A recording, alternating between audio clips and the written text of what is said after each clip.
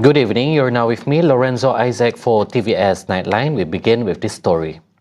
The spirit of MAHABBAH, or compassion and culture of mutual respect, continues to be the cornerstone of harmony among Sarawak's multiracial and multi-religious communities. Sarawak Premier Dato' Peninggi Dan Sri Abang Johari Tun Openg says the state's lasting peace is built on mutual understanding, respect and cooperation in driving progress and shared prosperity. He says those values are reflected through the Ziarah MAHABBAH program, which brings together community leaders, Islamic agencies and the public to strengthen ties while promoting compassion, unity and social cohesion. Maudu' kita ialah Ziarah MAHABBAH. Dan kita tahu ziarah ini membawa pengertian mendekati, menyatuni masyarakat. Dan mahabbah yang kita tahulah, itu sekali ada unsur-unsur kasih sayang kita dengan masyarakat. Kita di Sarawak, alhamdulillah, kita walaupun mempunyai masyarakat majmuk, tetapi kita dapat mendekati masyarakat makmum ini demi untuk kita mempertahankan keharmonian cara hidup kita yang berbaik antara satu sama lain, dan seterusnya dengan adanya penyatuan dan keharmonian ini biar kita dapat membangunkan Sarawak. Abang Johari reveals Sarawak's success in preserving harmony across different races and faiths remains the foundation of the state's stability and long-term development. He also links the concept of community engagement to the philosophy of renowned Muslim scholar Ibn Khaldun, who believed that societies thrive when people work together and depend on one another.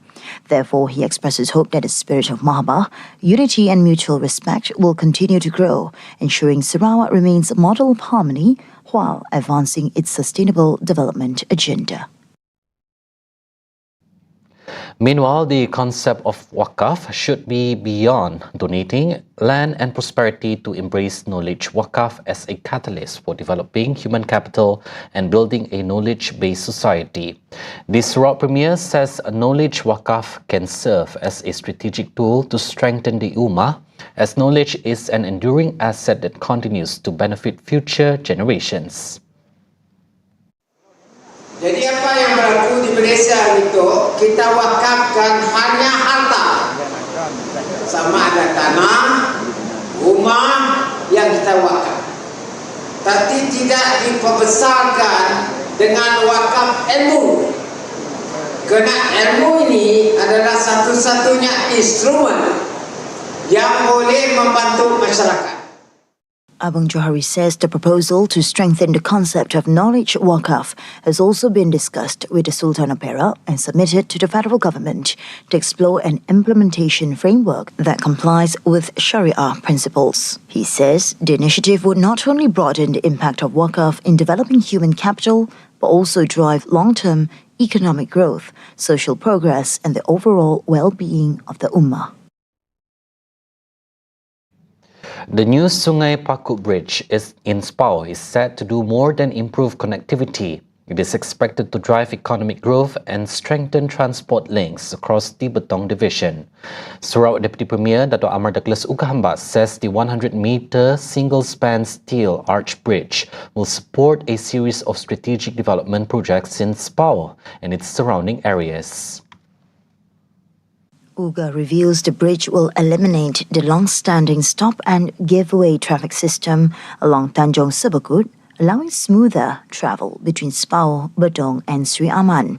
Jadi ini akan membuka peluang oleh penduduk di Spaoh untuk berhubung dengan Betong dan Sri Aman nanti apabila jambatan sudah siap, dan dapat dia pun cukup dekat. Dan di sini juga kita di Spaoh kita ada beberapa mega project. One itu stolpot yang akan siap beberapa bulan lagi. Dan kita juga ada di sebelah sini agropark 700 hektar And dekat Agro Park kita ada collecting processing packaging center. And then the site lapangan the field paddy field area is already adopted by Kementerian Mefekot for paddy development. So this bridge is going to play a very critical role to facilitate movement of the people within the area and from outside the area. The 37 million ringgit project includes the construction of the new bridge, road widening to JKR R3 standards, 2 mini roundabouts, riverbank protection works, and the relocation of utilities and electrical infrastructure. The existing steel bridge will be upgraded into a pedestrian walkway, creating what is expected to become a new landmark in Spaoh. Meanwhile, Jalan Tanjung Sepagut will continue to serve as an important alternative route, cutting travel time between Betong and Spaoh by up to 30 minutes, while benefiting more than 20 longhouses and surrounding communities. The High Court in Kuching has reduced the 54-year prison term of a 54-year-old stepfather who admitted to sexually assaulting his 13-year-old stepdaughter, ruling that his sentence should run concurrently rather than consecutively. Judge Wong Seong Tung allowed the appeal on the grounds that the original punishment was excessively harsh given the appellant's age. The Sessions Court had previously sentenced the man to 18 years in jail and 8 strokes of the cane for each of 3 charges under Section 14(a) of the Sexual Offences Against Children Act 2017. The charges involved physical sexual assault committed at the family home in Bau across 3 separate nights in October 2025. Court documents revealed that the 13-year-old victim filed a police report herself after her biological mother repeatedly dismissed her pleas for help. Justice Wong highlighted that serving the original 54-year consecutive term would keep the appellant imprisoned past 100 years old, far exceeding a typical lifespan. While maintaining the 18-year imprisonment per charge to run concurrently, the High Court reduced the caning penalty from 24 strokes to 6. The man was also ordered to undergo rehabilitative counselling and will remain under police supervision for 2 years following his release. A 75-year-old man reported missing since Wednesday has been found dead along Jalan Sinjor near his home in Sri Aman. The victim, identified as Madang Imban, was discovered lying face up in a bushy area about 1.5 kilometers from his residence in Rumah Anja, Pasir Panas. Sri Aman Police Chief Superintendent Dennis Bunyam says the victim left his home in the early hours of Wednesday without his family's knowledge. A joint search and rescue operation involving police, Bomba, the Civil Defence Force and local villagers was activated following a police report filed that morning. Search teams located the body on Thursday morning, with initial examinations showing no signs of physical injury. The body has been transported to the forensic unit at Hospital Sri Aman for a post-mortem examination to determine the cause of death.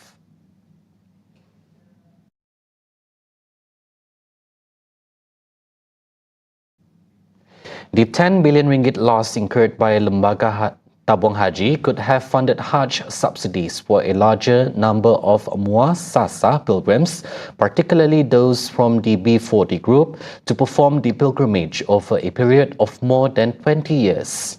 A report by the Royal Commission of Inquiry (RCI) reveals that governance weaknesses and imprudent investments that should never have occurred. Has led to a crisis of confidence regarding the integrity of the 63-year-old institution. As such, the institution faces a monumental task in restoring public trust and the credibility that Tabung Haji has built up for so long. Senior lecturer in Economics and Islamic Banking at University Science Islam Malaysia, Dr. Muhammad Faisal Ibrahim says that if Tabung Haji's 10 billion ringgit loss incurred between 2014 and 2020 were averaged out, the funds could have funded more Malaysian Muslims to perform the Hajj over a period of more than 20 years, with Tabung Haji absorbing the difference through returns from its investments. Previously, the basic Hajj fare for Muassasah pilgrims was maintained at nearly 10,000 ringgit from 2014 to 2019, despite the actual cost of performing the Hajj increasing, with Tabung Haji absorbing the difference through returns from its investments. Muassasah pilgrims are individuals who perform the Hajj using the standard government-regulated pilgrimage system managed directly by Tabung Haji.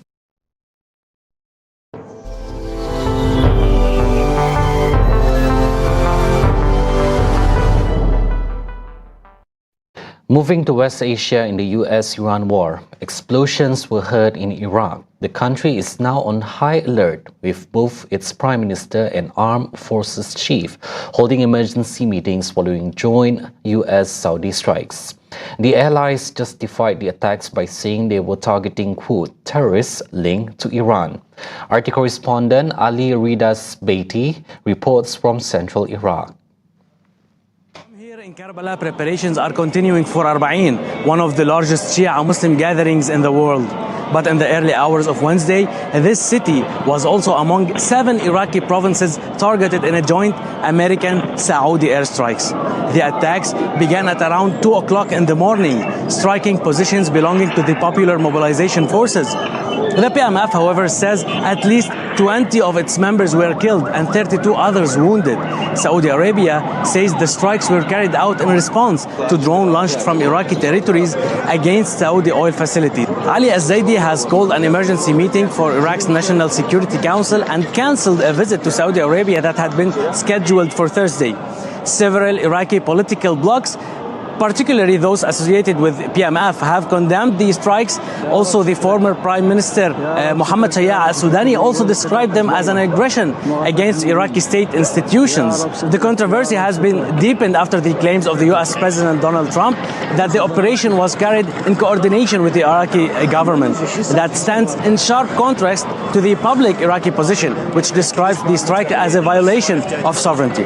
The PMF is formally part of the Iraq's official security structure, meaning that the strikes are being treated here not as simple attacks on armed factions, but attacks on institutions belonging to the Iraqi state.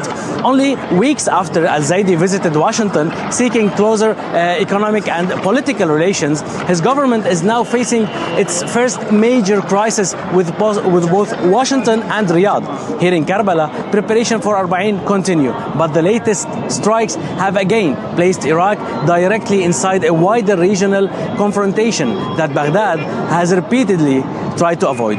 This is Ali Rasbaiti for RT in Karbala, Iraq. Israeli Prime Minister Benjamin Netanyahu has hinted that in the near future, critical waterways such as the Strait of Hormuz and the Bab el-Mandeb Strait in the Red Sea will no longer be as important.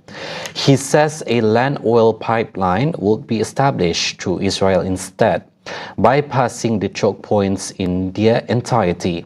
And courtesy of RT international journalist Malak Khaled discussed Netanyahu's statement, saying Israel has been reshaping West Asia to benefit its own regional interests all along. Well, it says a lot about what the Israelis have been thinking about, and it says a lot about their confidence that none of the Arab countries is going to oppose that. And yes, if Netanyahu is saying so, supported by the whole world, he might be able to do that. You know, Israel has been targeting so many locations in the Arab world and accusing Iran of it. So the tension escalates between the Arab countries and Iran. However, if you see the result of it, and Netanyahu is speaking it out, then the Israelis are planning to have this happening in the future. And they have been planning for this for so long, you know. It's not something new. It has been circulating in Israel. It has been circulating as an alternative for Hormuz and now for Al-Mandab, as the Houthis are planning to close Al-Mandab. And they are showing the world that, yes, we are a genocidal state. However, we can cater for your need of energy.